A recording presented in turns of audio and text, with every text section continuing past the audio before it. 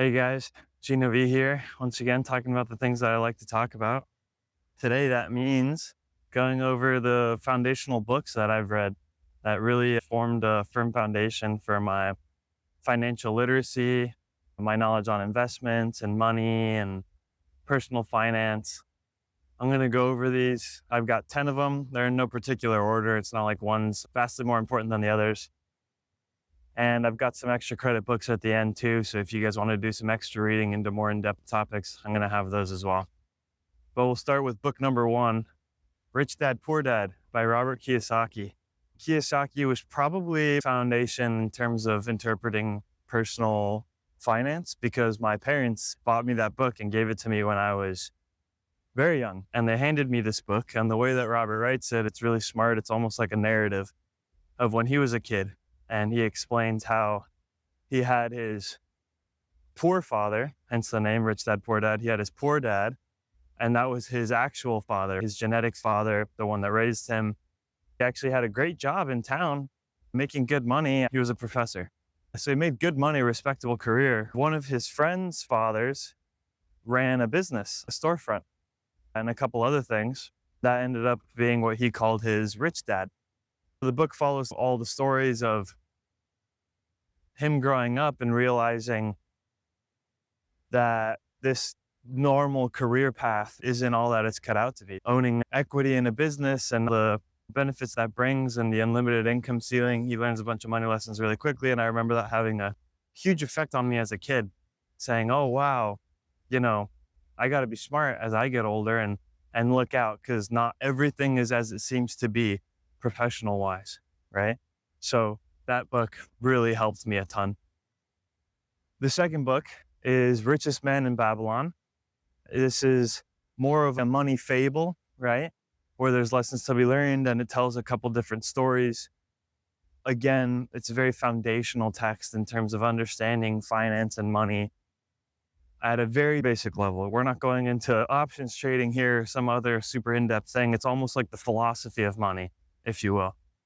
Immensely useful, I think. So Rich Dad, Poor Dad and The Richest Man in Babylon are very simple reads, very easy reads. Even if your reading level is not super high, there are some books on this list that are thicker reads, but these two are very approachable, very simple. The third book is The Wealth of Nations by Adam Smith. A lot of people regard this as the foundational text for modern economic thinking.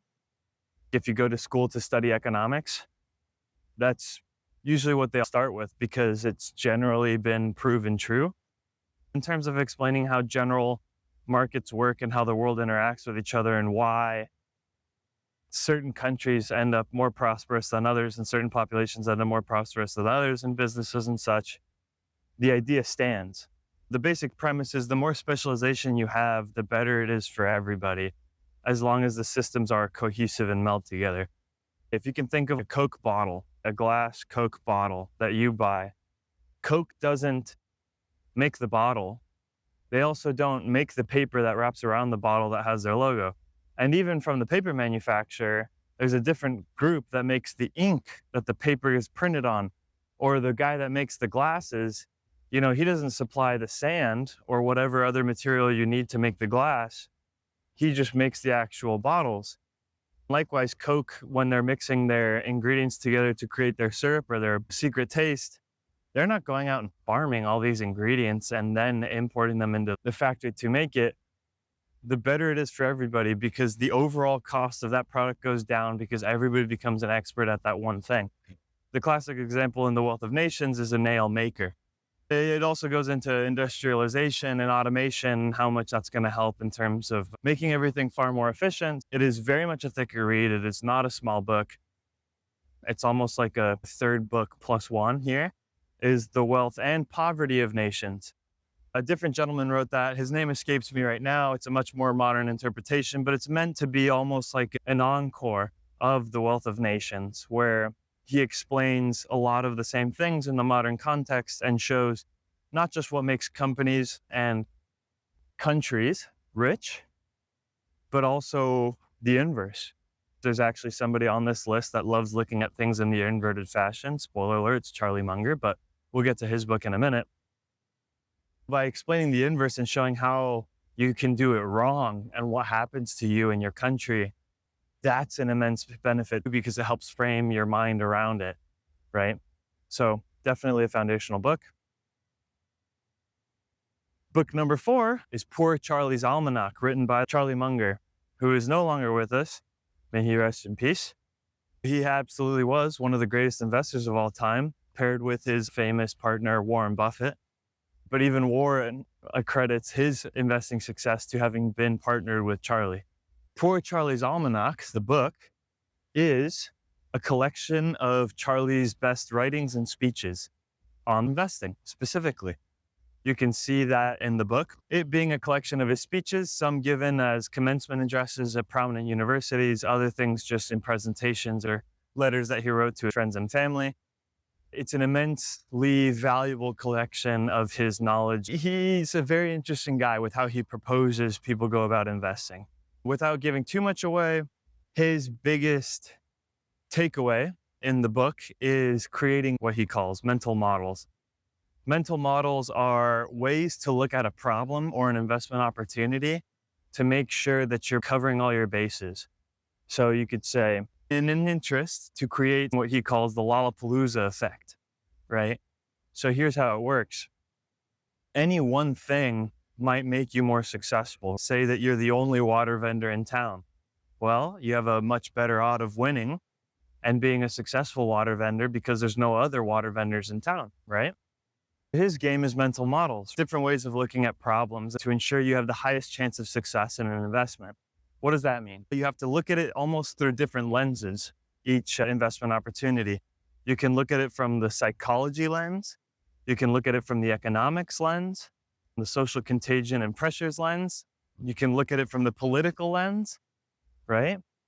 So his classic example was when multiple of these things are working in conjunction, you end up with what he calls a Lollapalooza effect, where the total becomes greater than the sum of its parts, almost like you're multiplying the numbers together instead of just adding them together. So the Lollapalooza effect, right? We're a water vendor. We have great branding. The colors are attractive. The branding's nice. We're targeting the right demographic. It's a very high quality product. And our costs are low, but we have a great brand, so we can actually charge a good amount of money for the water. But not only that, we come from a very nice spring, hot spring, that we bottle mineral water, and the branding is used. And right now, that hot spring town is super hot for vacation. So a lot of people come to this town and it's a natural source of branding for us. It seems to be on the upswing there. Great. Not only that, but the government's just released a incentive for water companies to be able to spend more money investing in their business, and they give you a better tax deduction. Oh, that's fantastic. And then you add, we're the only water vendor in town. Any one of those things would have been really helpful for the business. But when you take all of them together, you end up with some product that might eventually grow and explode and be something like Coca-Cola. And that's what he calls the Lollapalooza effect, where the whole is greater than the sum of its parts. So that's Charlie Munger and the Poor Charlie's Almanac. Very important reading. I would highly recommend it. And on the topic of almanacs, the next one is Naval Ravikant's Almanac. Naval is a super successful angel investor. He's invested in a bunch of things. What I like the most about him is how he succinctly puts his point of view with reference to investment and finance. This almanac is mostly a collection of his tweets, because he's been making tweets for forever, and they do a good job of showing all his ideas. The digital version of this book on Amazon is free because he's not selling this book to make money. He collected all of his ideas and published it purely to disseminate the information to everybody. So he's letting everybody use it, which is fantastic. It's a collection of his ideas. A couple of the ones that have stuck the most with me, just before we keep going to the other topics, was I really liked how he explained leverage and the different forms of capital and leverage. The oldest form of capital and leverage being people, right? You have a farm, you want to earn more and grow more crops, you need more workers working the farm. Great. easy, but at the same time, doesn't scale super well. And then came machinery, and you give them a plow, suddenly they can do a lot more with that ox and that plow than they could with just one guy with a hand plow, right? Fantastic. That's an even more grander form of leverage. And you can get to really creative machines. Think of the industrialization of the world in the 1800s and 1900s with the steam engine and everything else. So you can just do a lot with that, and you can generate more power, more leverage. There's giant distillation machines that refine and harness a lot of energy to create something. And the newest form of leverage is digital leverage with replication. And an easy way to think about this, one of the examples he gives in his tweets and his book, was books, right? Writing books down, history, written word, first great, technological invention forward in that field. Great. Then if you wanted a copy of this book, you would have to handwrite a copy of the book. Monks did that a lot in the Middle Ages, the Dark Ages. And then Gutenberg came around and invented the printing press.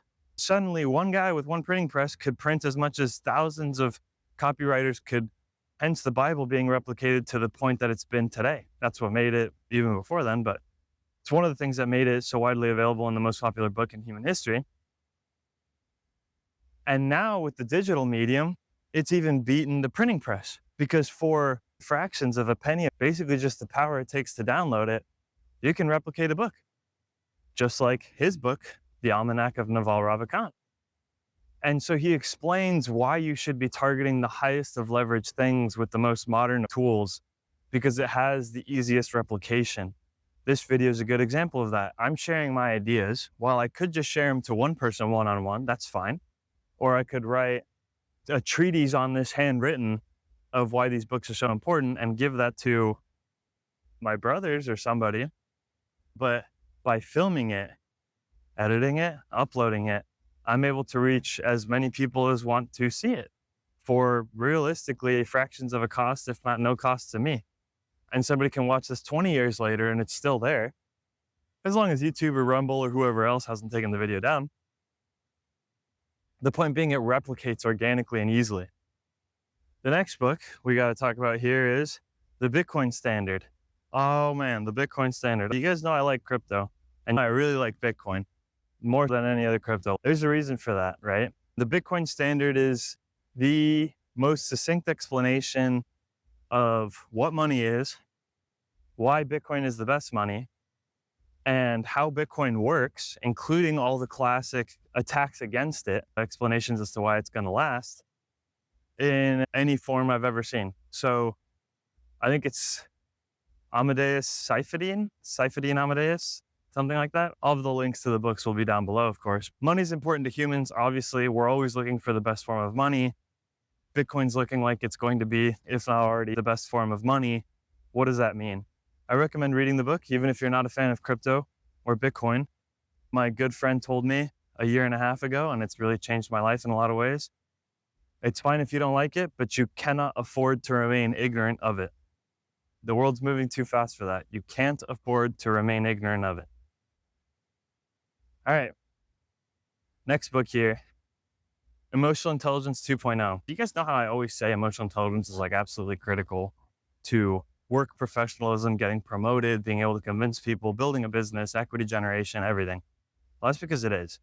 Emotional Intelligence 2.0 is a teeny tiny read. You could probably finish the book in an hour and a half, but it's immensely useful to begin your journey into emotional intelligence and what that means. I'm an engineer by study. These soft skills, I would just call jokes, not worth putting any time and attention into, and certainly not anything that you could study or had some sort of scientific backing. Well, that's not true, because there's a ton of chemicals that go on with the responses in the human body, depending on the situation you're in. Understanding how that all works actually helps you to deal with humans. So I really recommend it. It's a tiny read. It's definitely worth your time. The next book is The Psychology of Money. This is really important. It goes over the general psychology of humans with regards to money and finance. What's technically best or the most efficient route to make money isn't always the best one to pick, because humans get emotional and then make choices based off of our emotion that will then lead us to have picked a vastly inferior investment. The classic example is well, I should invest in this thing because in the end, it'll give me the best return. And that's fine, but that's assuming when you buy it today for $10, whatever stock that is or something, Bitcoin, you don't sell it no matter what happens until 10 years later. A lot of people say, yeah, I can live with that. And then the thing goes down 50%, right? And you only have $5 left in that account. And they're freaking out and they're saying, oh, I can't do this. I'm going to lose all my money. It's going to go to zero. I have to sell. And then they sell for $5 and then they forget. And eventually the thing's worth 30, 10 years from now. And they say, oh, this is a ripoff. The system's against me or whatever. Or they could just have bought the thing that maybe had the second highest return, but had less volatility. So when it went down to $8 from 10, they held on to it. And maybe in the end, it's not worth 30, but it's worth 20, right? And it's still way better than the 10 that they had. And in the meantime, they didn't actually sell. So even understanding what happens to humans as that goes on is immensely critical, let alone what that's going to do for your choices in your financial future. Highly recommend that book. The ninth book is Rest. I just read this a little bit ago, and it convinced me that humans are capable of 4 productive hours a day, maximum. 4 intelligence-based work. I'm talking creator economy, lawyers, and engineers, people that are thinking towards doing something. I'm not talking basic labor or waiters or GCs or other jobs where it's, move this thing or produce this thing. I'm not talking manufacturing, obviously.